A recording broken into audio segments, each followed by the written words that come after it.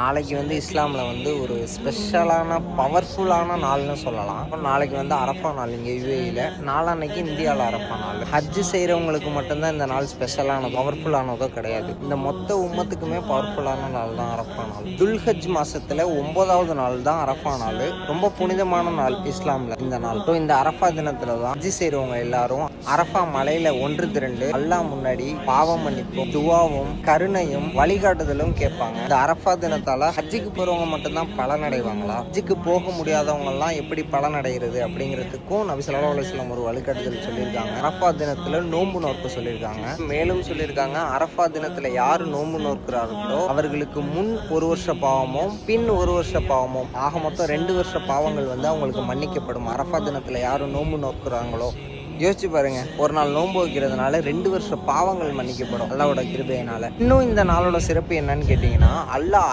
அதிகமானோரை நரக நெருப்புலேருந்து இந்த நாளில் தான் விடுதலை செய்வான். அதிகமானோரை இந்த நாளையில மலக்குமார்கள் நம்ம துவாக்கு சாட்சி கூறுவாங்க. அல்லாஹ் தன் அடியார்களுக்கு ரொம்ப நெருக்கமாக இறங்கி வருவான். அதனால இந்த நாளே உங்க இதயத்தை திறந்து அல்லாஹ்ட்ட அழுது பாவ மன்னிப்பு தேடி துவா செய்ய வேண்டிய நாள். எல்லாத்தையும் துவாவால கேட்க வேண்டிய நாள் இது. அரஃபா நாள்லாம் என்ன, எனக்கு அரஃபாவை பத்தி ஒன்றும் தெரியாது அப்படிங்கிறவங்களுக்கு இந்த வீடியோவை ஷேர் பண்ணுங்க. பாரக்கல்லாஹு ஃபிகும். ஈத் முபாரக் இன் அட்வான்ஸ். லைக் பார்ப்போம். அஸ்ஸலாமு அலைக்கும்.